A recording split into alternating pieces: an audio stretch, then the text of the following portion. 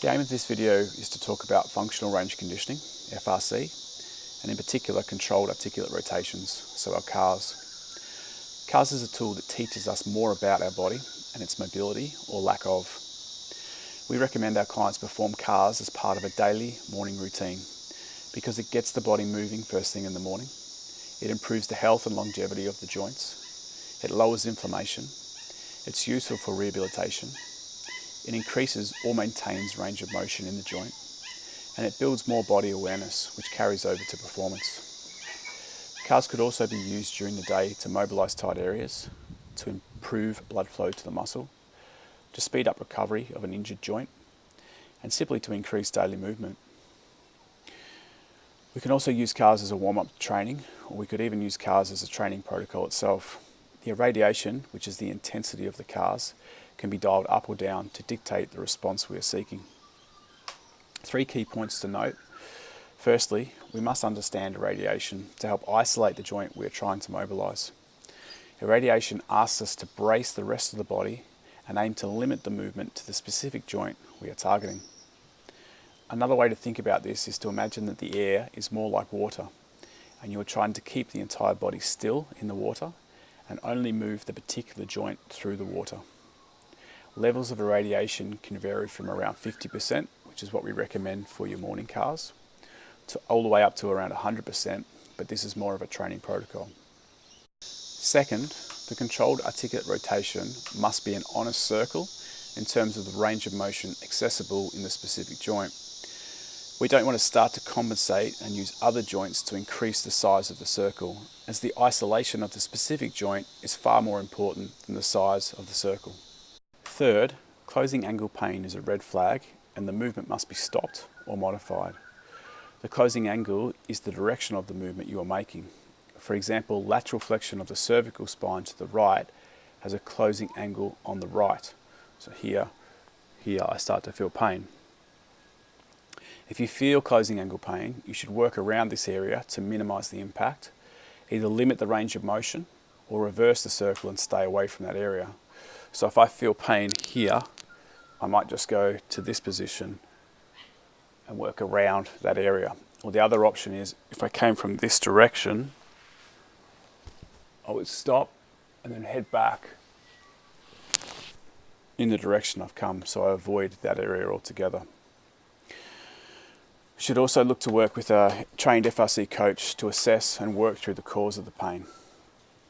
It's important to note that pain on the opening angle side is not a red flag, and we can continue to work through this pain. This is actually a sign that you need to work more on this area. Running through the joints from top to bottom, we start with cervical spine CARS, flexion, extension, lateral flexion and rotation of the cervical spine. Take a deep breath in and irradiate to set the rest of the body nice and still. We must make sure to avoid compensation by limiting the movement to the cervical spine. So here's a good rep, drawing a nice big circle with the chin, keeping the rest of the body nice and still. Some common compensations in this movement could look like rotation of the shoulders.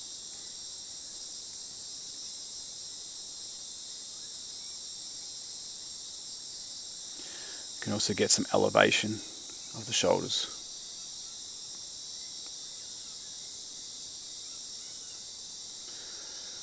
Another common compensation is to have extension through the thoracic spine.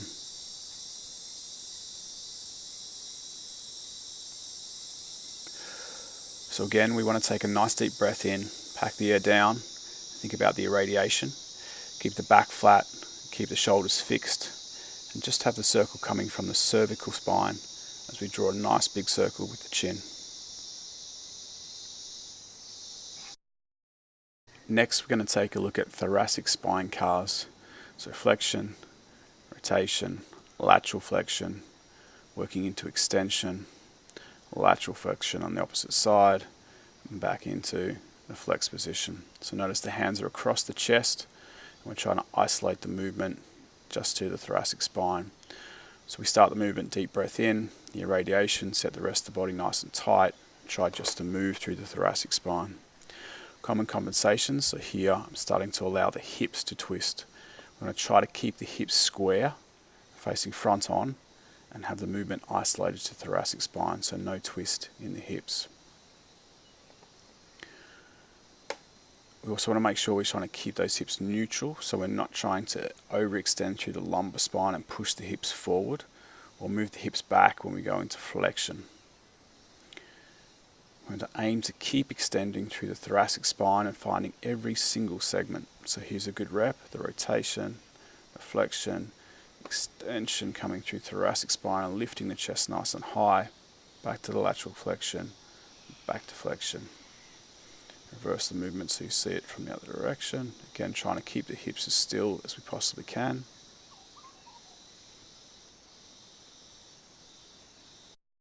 Okay, next we move on to scapular CARS. So we're looking at the elevation, retraction, depression and protraction of the shoulders. So here we're doing backward circles. Again, we start the movement with a deep breath, packing the air down and irradiating. Think about trying to move the shoulders around a compass, so north, east, south and west. Scapular CARS can be performed with the arms in different positions, but the same compensation checks will always apply. So one of the first compensations is to bend the elbows. So we're going to try to avoid this. Keep the arms straight. Another compensation is to allow the hands to move forward and backwards as we start to draw. Control the articular rotations of the shoulder. So pack the air down, irradiate. We can make fists, and here are some good reps. Keeping the hands by my side and keeping the elbows locked, and the movement is purely coming from the scapula. And do circles in both directions.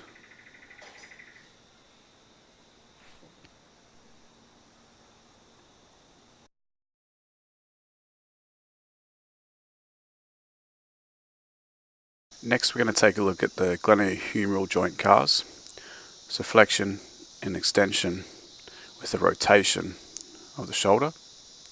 Again, we start with a deep breath, packing the air down, irradiating the rest of the body, trying to isolate just the glenohumeral joint. You can see as we do the movement, the shoulder is rotating and the elbow is staying locked. So the rotation through the shoulders, as I get down, you can see the hand starts to rotate and the palm is pointing outwards. So reverse the motion and get the circle back through the glenohumeral joint. The palm is facing inwards in this position. So some of our compensations are allowing the torso to rotate, which we don't want.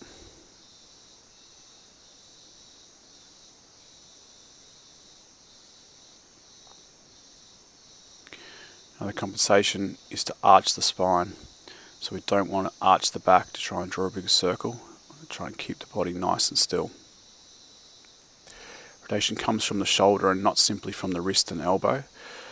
So imagine there's a mark on the bicep, and as you rotate the shoulder, you're trying to rotate the bicep, or the mark on the bicep, orientate it down towards the floor.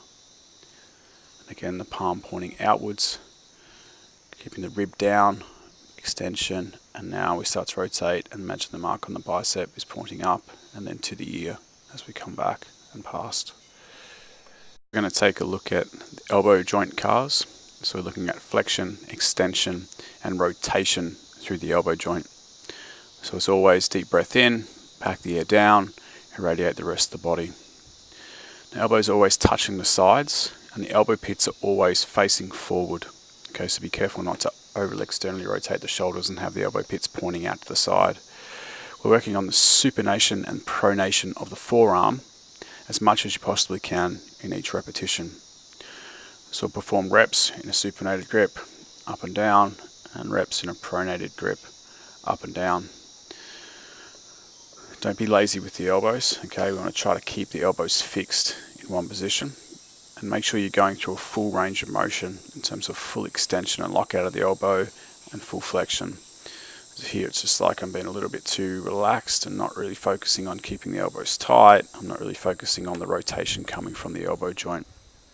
So pack the air down, everything's nice and tight. Imagine the air just got 50% heavier and you're trying to push and pull the air. Focus on going through full flexion, full extension, and full rotation as you work through the elbow CARS.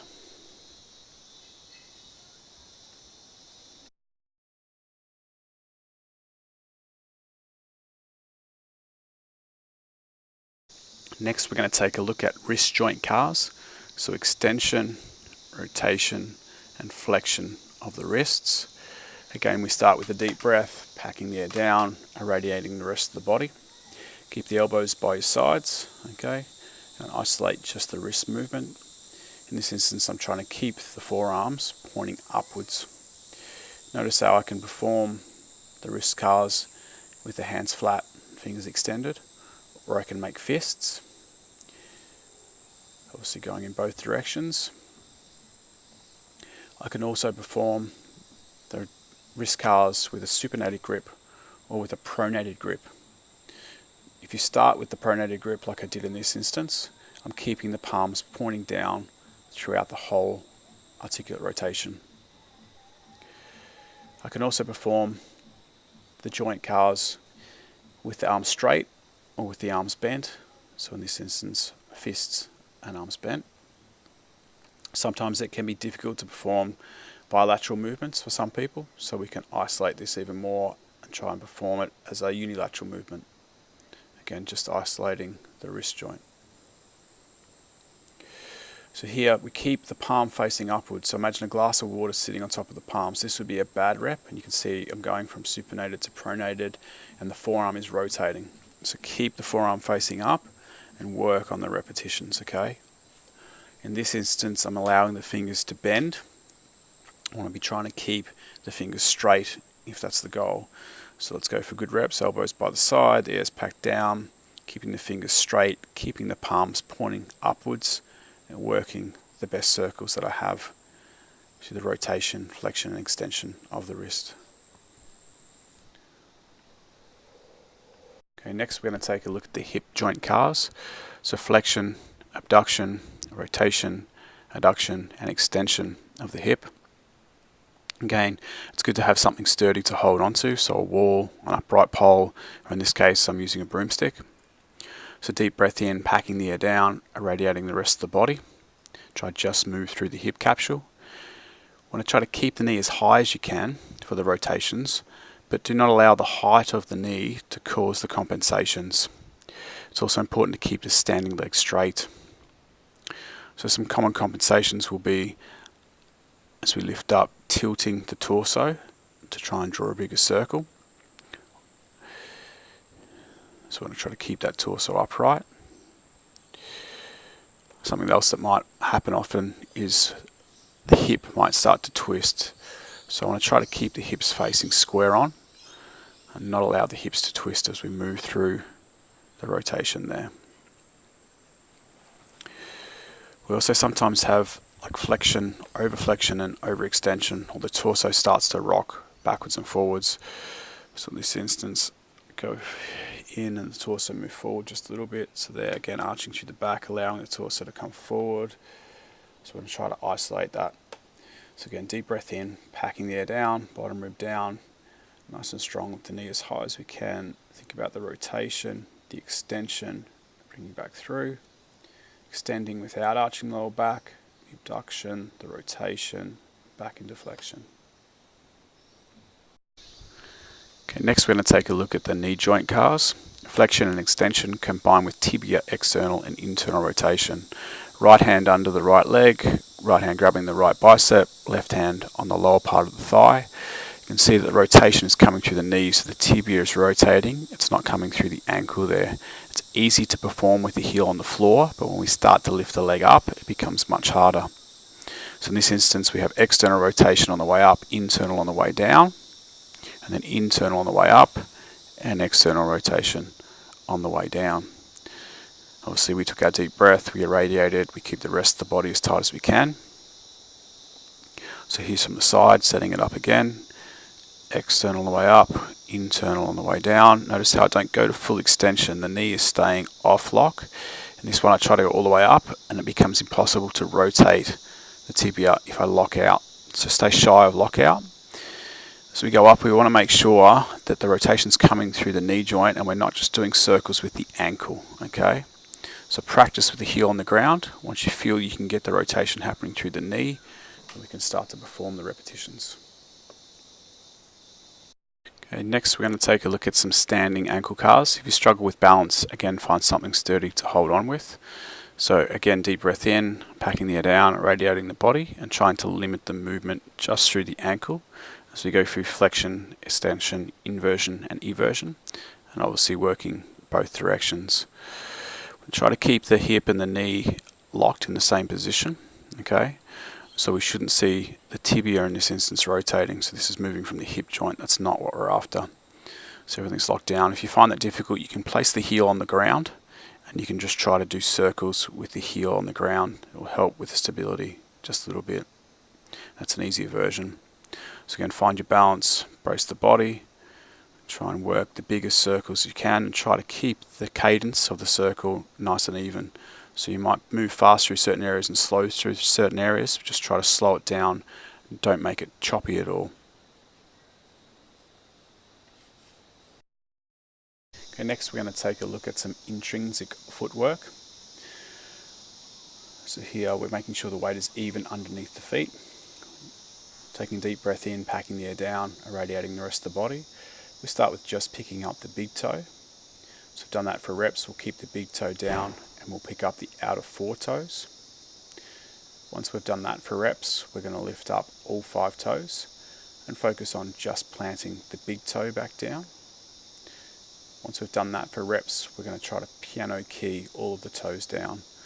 So we'll start with the pinky toe, and the next toe, next toe, next toe, big toe. So slow and controlled. We pick all 5 back up, and we do this for reps as well. Now the health of your foot depends on your ability to better move your toes, and this has a huge transfer into sports performance. Obviously wearing shoes all day can impact our ability to work the toes. As we start to move through this range of motion, we want to make sure we're not moving from the ankle, so there's no eversion or inversion here. We're trying to keep the weight even underneath the feet, okay? So the movement's just coming from the toes, and we're not rolling to the outer foot or rolling to the inner foot. So here we go again. These are good reps, just picking up the toes, just picking up the toes, and you don't see any movement in the ankles.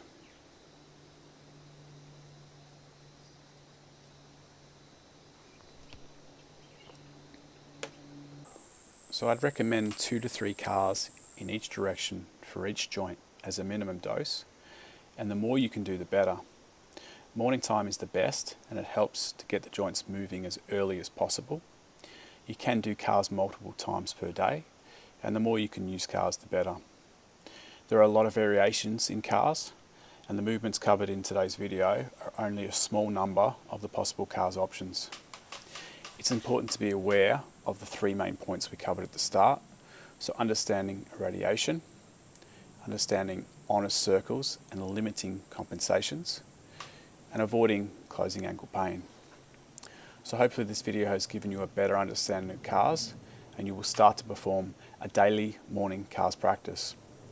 Personally, I've been using CARS for around 3 months, and I've noticed huge improvements in my recovery and had significantly lower levels of joint pain from the high volumes of training that I do.